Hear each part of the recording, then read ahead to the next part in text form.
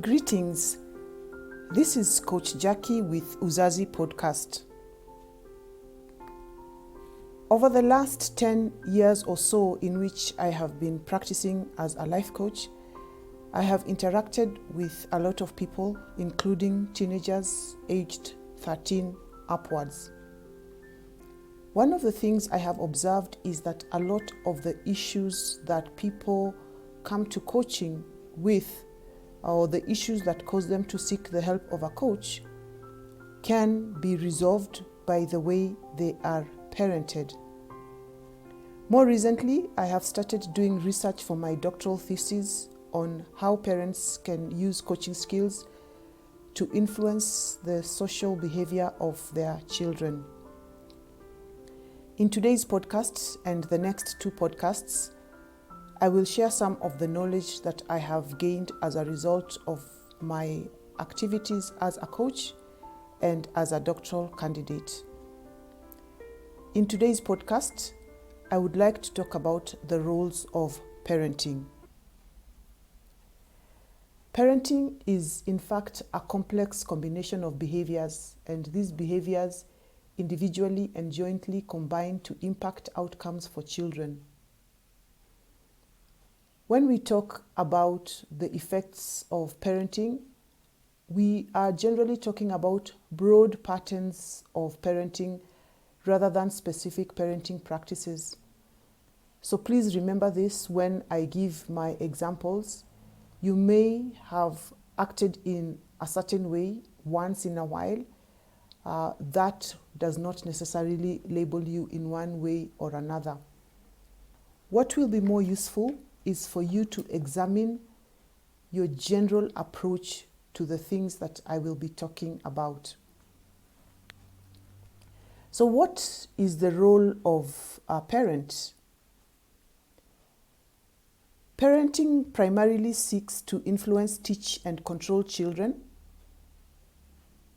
And parents do this by playing the twin roles of nurturing and providing structure.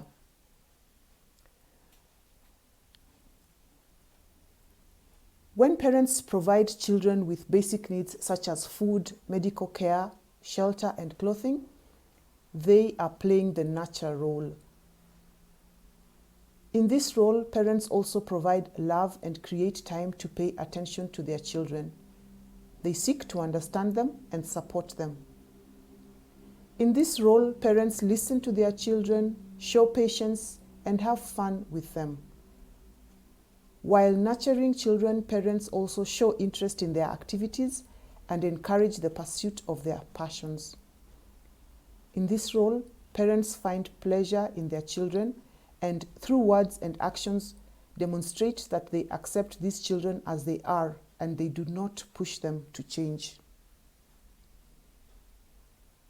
In the structure role, parents provide structure through a number of things such as giving direction, imposing rules, and enforcing discipline.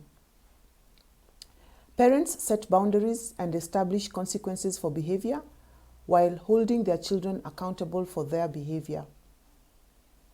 It is in this structure role that parents teach values and guide their children through change, growth, and maturity, thus inculcating responsible behavior in line with the child's maturity levels.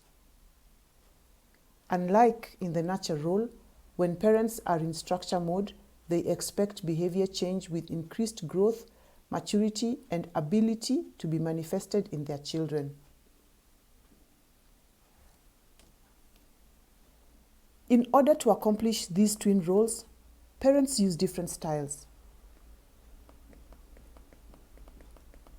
There are two dimensions that make up parenting styles. These are demandingness, which is how parents show control, make maturity demands, and supervise their children.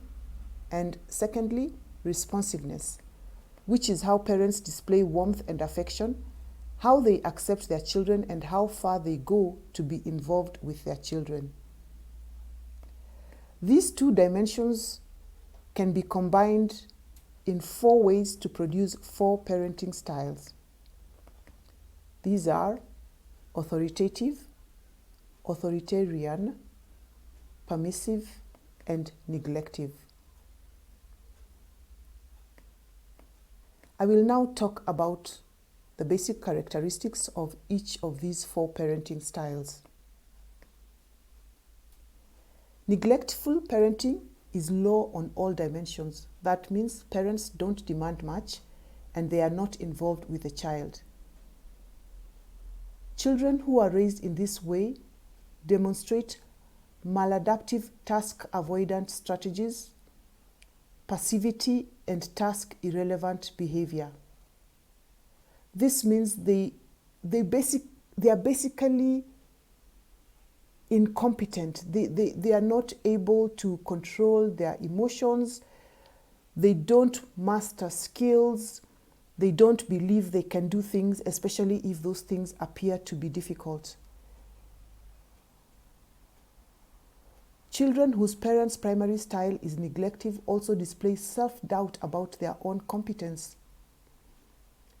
When adolescents who are raised using this style fail, they attribute failure to themselves. They find it very difficult to believe in themselves, and so even when they succeed, they are more likely to see it as coming from some sort of external source. The second style is permissive parenting. Here, there is low parental control, but with a high level of child-centeredness. This style of parenting is sometimes referred to as spoiling a child. This is where the parent accedes to the child's demands without requesting anything in return from the child. Problem behavior in adolescence has been associated with this style, and permissive parenting does not demand mature behavior. It allows self-regulation, lets the child be whatever they want to be, and avoids parent-child confrontation. I would like to share 3 examples of how permissive parenting might manifest.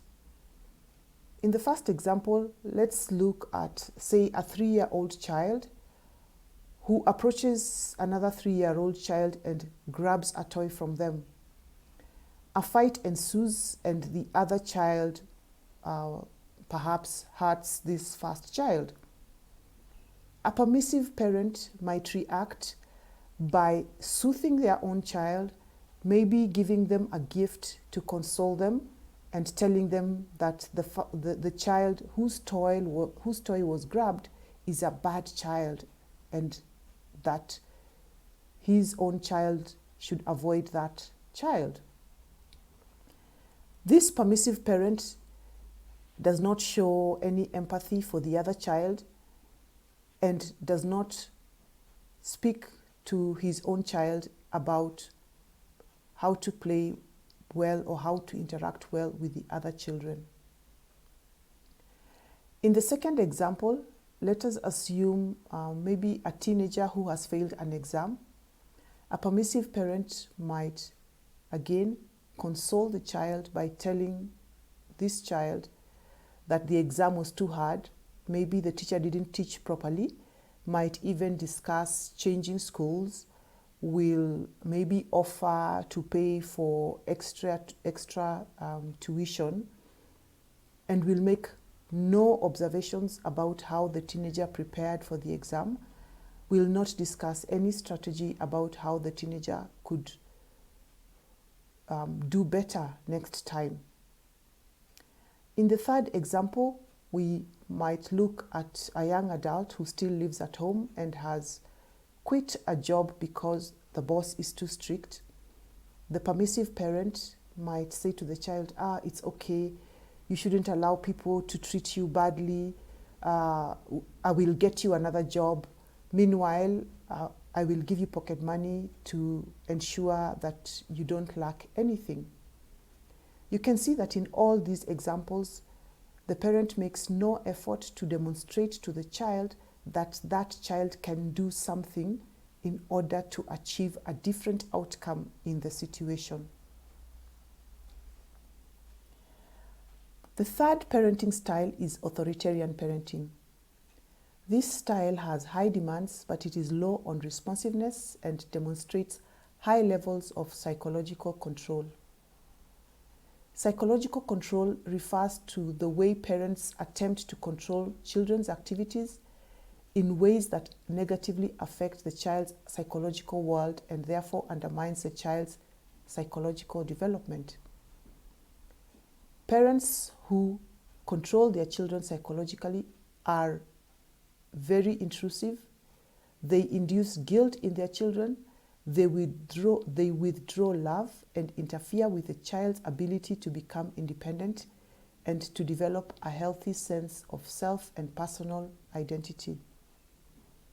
Going back to the 3 scenarios that I shared earlier, with the 3-year-old child, an authoritarian parent might pull her child away from the other child and hit her own child, scold them for being bullies, tell them that they will not get a sweet or they will not be allowed to watch TV or that they will never go out with the parent again because they are bad children and they behave badly. In this situation, the authoritarian parent may not sympathize with the child at all. In the case of the teenager, an authoritarian parent may withdraw all privileges, impose a curfew, call their child stupid, and tell them that they are even going to stop paying school fees because they are wasting their money. Again, showing no empathy for the teenager and making no attempt to understand how they could support the teenager to do better in future. In the third scenario, again, the authoritarian parent may ask their adult child to leave home. If they want to throw away the job, they will make no attempt to understand exactly what the situation at work is that led to their child deciding to quit their job. They will share no feedback, and they do not take any time to try and explain to their child why perhaps the child should stick it out. The fourth parenting style is authoritative parenting. This is highly responsive and child-centered while also having high expectations for the child. Authoritative parents demand a high standard of behavior from their children. And parents who use this style are more likely than parents who use other styles to employ positive encouragement and share feedback that helps to boost the child's sense of competence. They provide age-appropriate challenges for their children. Authoritative parenting is also low on psychological control and leads to independence, self-regulation, and intrinsic motivation, as well as high self-esteem.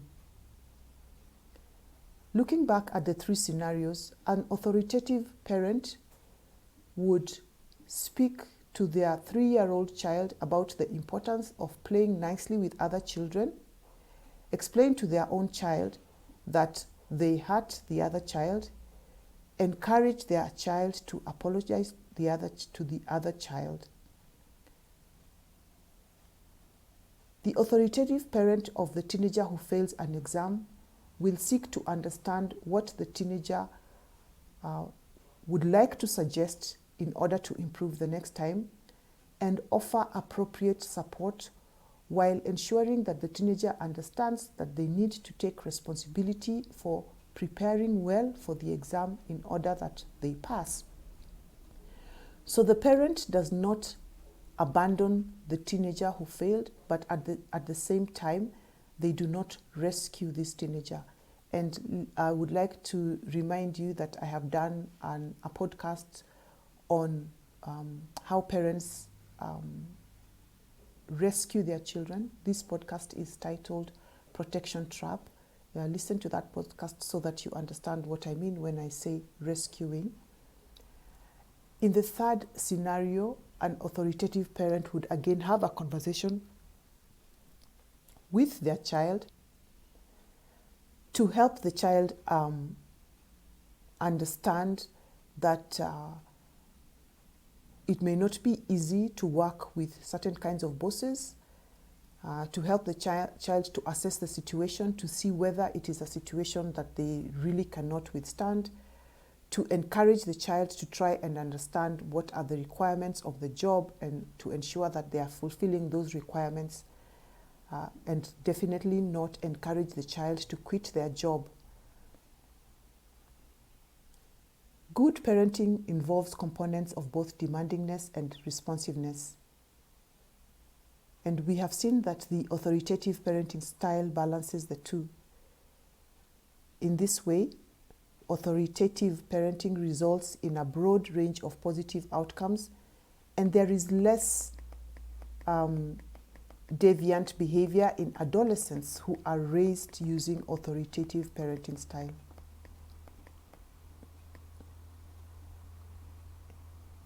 You probably know this, as there is a lot of literature on parenting that invokes the parenting styles typology. If you are generally leaning towards the less effective styles, that is permissive, neglective, and authoritarian, and want to become more authoritative, reflect on what drives your style. What do you believe about children? That loving is spoiling? That children should be seen and not heard? That children are a nuisance and just too much work? Studies have shown that there is a link between parents' own self-confidence and parenting style. Might you need some help to build your self-confidence?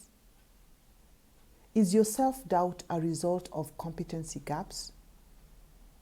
You could attend parenting classes. How is your relationship with your own parents? You may need to resolve some issues there. Parenting effectively begins from the inside. How you relate to your own parents, which is the number one source of your own parenting approach, which influences what you believe about children and parenting, and which in turn manifests as the way you parent. How far back do you have to go to align your beliefs, habits, and actions as a parent with the positive outcomes that you would want for your children? I would like to leave you with that reflection and the assurance that you can start to do things differently today if you choose to. And it may start with searching yourself and signaling for help if need be. Thank you. This is Coach Jaki with UZAZI Podcast.